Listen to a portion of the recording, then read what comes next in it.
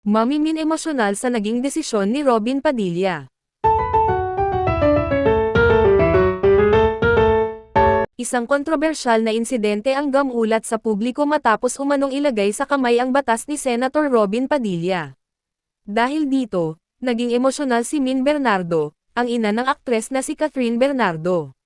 Narito ang ulat. Isang mainit na pangyayari ang naganap matapos umanong ilagay sa kamay ang batas ni Senator Robin Padilla sa kasong kinakaharap ng kanyang pamangkin na si Daniel Padilla. Labis na nagalit at naging emosyonal si Min Bernardo, habang si Catherine Bernardo ay tahimik ngunit matatag sa kanyang paninindigan.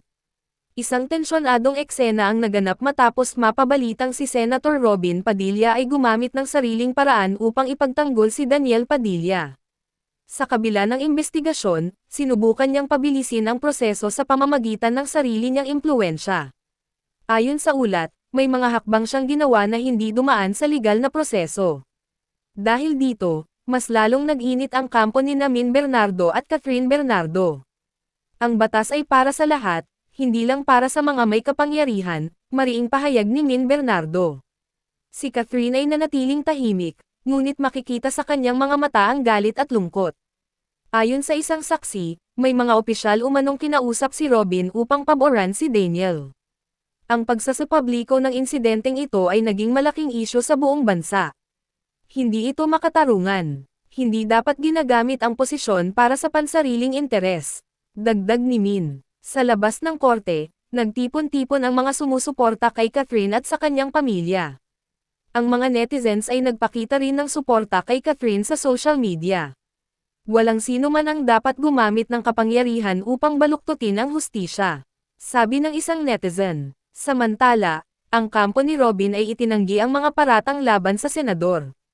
Wala akong ginawang ilegal. Ako ay sumusuporta lamang bilang isang tiyuhin, sagot ni Robin sa isang panayam. Ngunit ayon sa isang insider, may mga dokumentong nagpapakita ng kanyang pakikialam sa kaso. Kung totoo ang mga paratang, ito ay isang malinaw na pang-aabuso sa kapangyarihan, ayon sa isang legal expert. Sa kabila ng lahat, hindi natinag si Catherine sa kanyang posisyon. Hindi ako titigil hanggang sa makuha namin ang hustisya, aniya. Si Min Bernardo ay hindi na itago ang kanyang emosyon sa harap ng media. Bilang isang ina, hindi ko kayang panoorin na nilalaro lang ang batas, dagdag ni Min. Ang kanyang mga mata ay namumugto sa luha habang sinasalaysay ang hirap na kanilang dinaranas. Hindi ko inakalang aabot tayo sa ganito, pero hindi ako susuko, sabi niya. Si Catherine ay tahimik na nakikinig, ngunit bakas ang determinasyon sa kanyang mukha. Samantala, may ilang politiko na rin ang nagbigay ng kanilang opinyon sa isyu.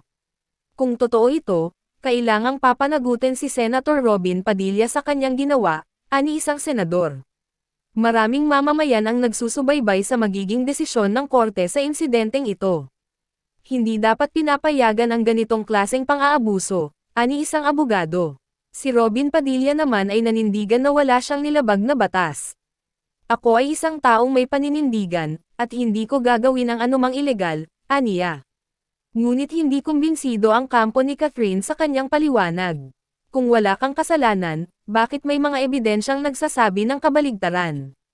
Tanong ni Min Bernardo. Ang media ay patuloy na nag-uulat ng bawat detalye ng isyu. Sa kabila ng patuloy na tensyon, nananatiling kalmado si Catherine. Nais ko lamang ang patas na paglilitis, walang dapat exempted sa batas, aniya. Ang publiko ay nag-aabang sa susunod na hakbang ng korte sa usaping ito. Samantala, ang kampo ni Robin ay naghain ng petisyon upang ipawalang bisa ang ilang ebidensya. Ang ilan sa mga ebidensyang ito ay hindi legal na nakuha, ayon sa abogado ng senador. Ngunit ang kampo ni Catherine ay handang ipaglaban ang kanilang panig. Lahat ng isinumite namin ay dumaan sa tamang proseso, sagot ng kanilang abogado. Sa mga susunod na araw, inaasahang mas titindi pa ang sagupaan ng dalawang pa.